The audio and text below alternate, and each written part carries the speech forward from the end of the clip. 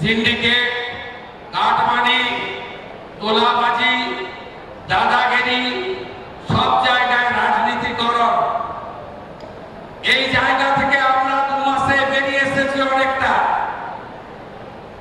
আমরা অনেকটা বেরিয়ে আসতে পেরেছি। এটা আমরা কন্টিনিউ করব। আর ডানকুনিতে লম্বা লাইন করে ট্রাকে কেউ হাত পাতে না। লাক্সকোজির কারখানায় এসে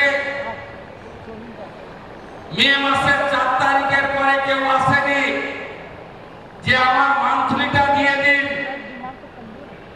আশা করি আপনাদের অভিজ্ঞতা পরিবর্তন হচ্ছে। Industry friendly, business friendly environment তখনই তৈরি হয় যখন আইন শৃঙ্খলা ঠিক থাকে। এক্ষেত্রে এই সরকার শিল্পপতি, বিনিয়োগকারী, বিজনেসম্যানদের সাথে ছিল, আছে, ভবিষ্যতেও থাকবে। এতটুকু চিন্তা করবেন না। দুটো একটা ছোট্ট ঘটনা, সাথে সাথেই কোথাও শ্রমিকরা, কোথাও আমার হস্তক্ষেপ হয়েছে, আমরা ব্যবস্থা নিয়েছি। আমাদের সংকল্পপত্র, আমরা যে কথাগুলো বলে মানুষের আশীর্বাদ নিয়েছি, এই ক্যাম্পেইনকে লিড করেছেন যশস্বী প্রধানমন্ত্রী নরেন্দ্র মোদীজি। সেখান থেকে এই সরকারের কোনো বিচ্যুতি হবে না, আমি প্রথম বলে রাখলাম। আরো দুটো বিষয় রয়েছে। এই রাজ্যকে শক্তপোক্ত দাঁড় করাতে গেলে এই রাজ্য রেভিনিউতে প্লাস ছিল। এই রাজ্য তামিলনাড়ুর থেকেও ভালো, গুজরাটের থেকেও ভালো অর্থনীতি ছিল। লেফট ফ্রন্টের আমলে তারা যেদিন ছেড়ে রেখে চলে যায়, 2 লক্ষ কোটি টাকা ঋণের বোঝা, এখন 8 লক্ষ কোটি টাকা ঋণের বোঝা। এই ঋণের বোঝা 4,38,000 কোটি টাকার বাজেটে 1 লক্ষ কোটি টাকা শুধু ঋণ শোধ করতে আর ঋণের সুদ মেটাতে চলে যাচ্ছে। এই 1 লক্ষ কোটি টাকা থাকলে আরো ফ্লাইওভার, আরো রোড ওভারব্রিজ, আরো ইরিগেশন প্রজেক্ট, আরো স্মার্ট ক্লাসরুম, আরো ভালো সুপার স্পেশালিটি হসপিটাল, আরো অনেক কিছু করতে আমরা পারতাম। এই জায়গা থেকে বেরিয়ে আসতে গেলে আমাদের নিজস্ব রেভিনিউ বাড়াতে হবে, রাজস্ব বাড়াতে হবে। রাজস্ব তখনই বাড়বে যদি ইনভেস্টমেন্ট আমরা বেশি করতে পারি। লাক্সকোজির এই কারখানায় শুধু 600 কোটি ইনভেস্ট হচ্ছে তা নয়, 9,000 জনের এমপ্লয়মেন্ট হচ্ছে তা নয়, 1,000 কোটি টাকা বছরে রেভিনিউ আর্নিং বাড়বে এই কারখানা তৈরি হলে। এটাও আমাদের রাজ্যের পক্ষে খুব প্রয়োজন।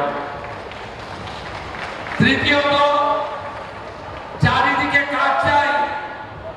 2 কোটির বেশি শিক্ষিত বেকার, 1 কোটি ছুঁই পরিযায়ী শ্রমিক বাইরের রাজ্যে, সবাই কাজ চায়। আশা বেড়েছে, ভরসা বেড়েছে।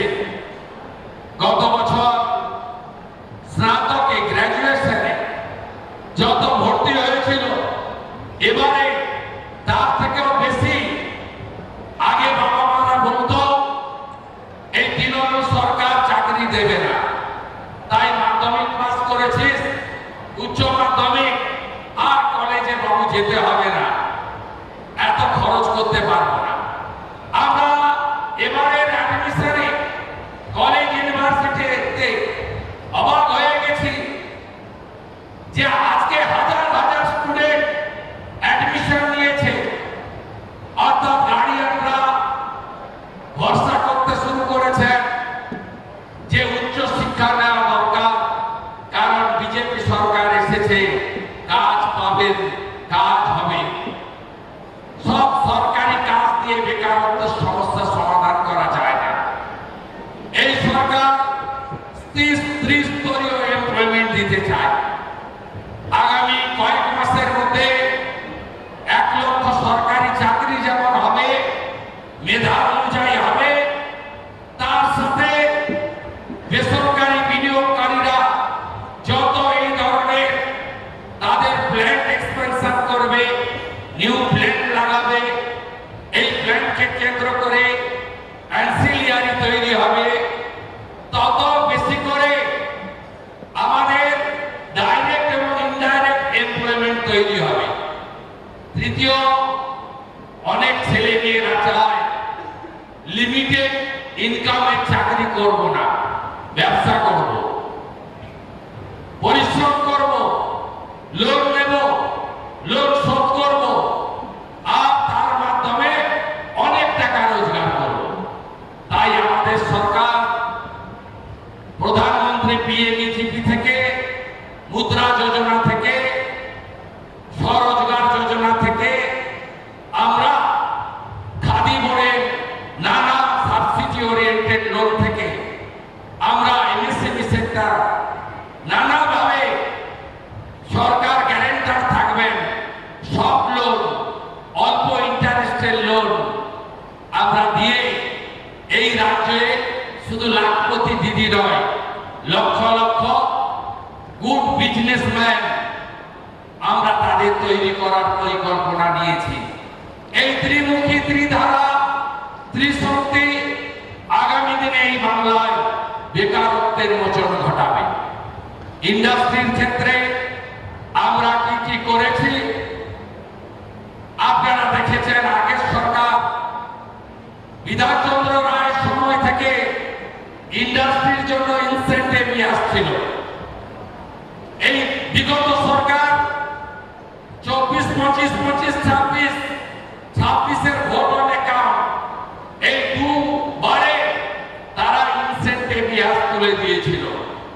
আমরা জানি মোর দ্যান 20,000 crore আপনাদের লেজিটিমেট ডিমান্ড রয়েছে ইনসেন্টিভ আসে, কিন্তু আমরা অত টাকা রাখতে পারিনি বাজেটে।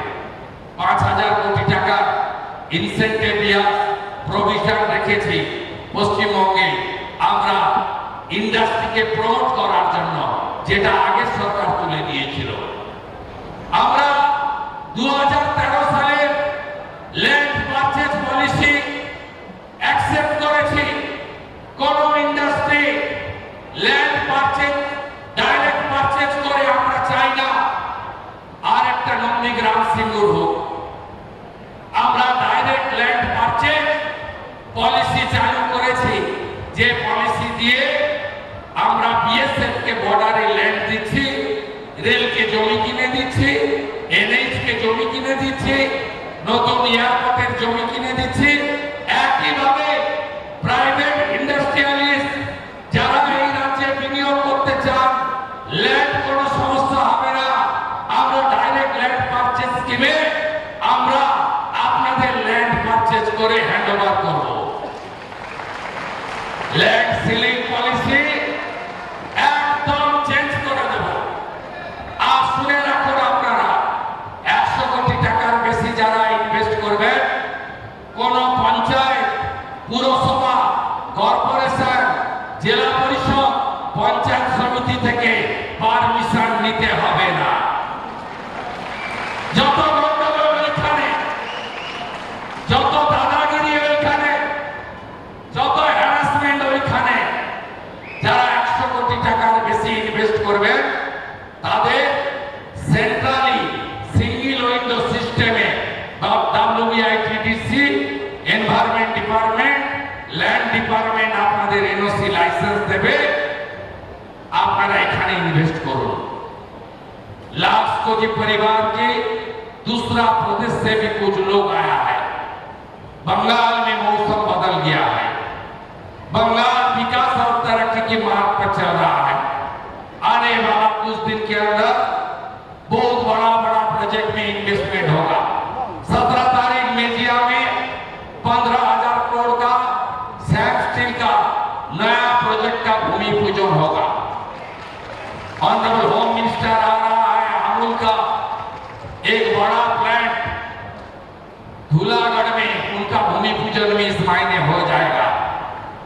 दुर्गापुर में एक 4000 करोड़ का प्रोजेक्ट, एक स्टील प्लांट का एक्सपेंशन, वो भी अगस्त फर्स्ट वीक में हो जाएगा।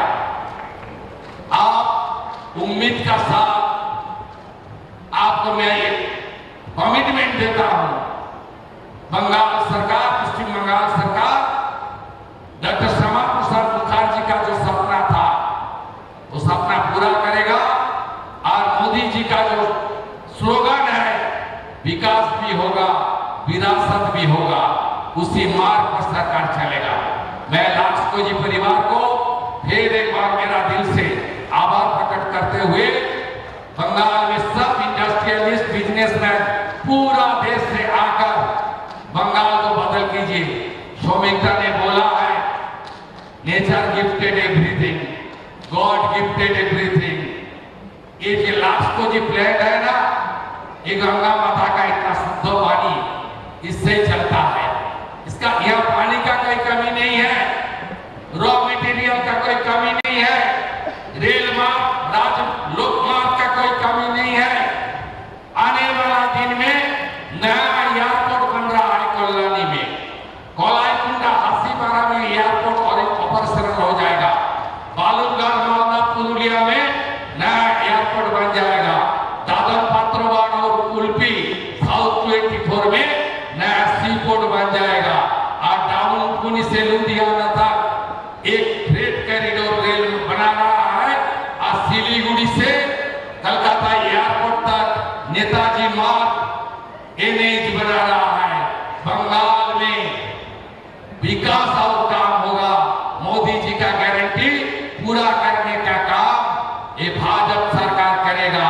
इसका साथ में सबको नमस्कार करते हुए मेरा भाषण खत्म करता हूं। अच्छा रहिए।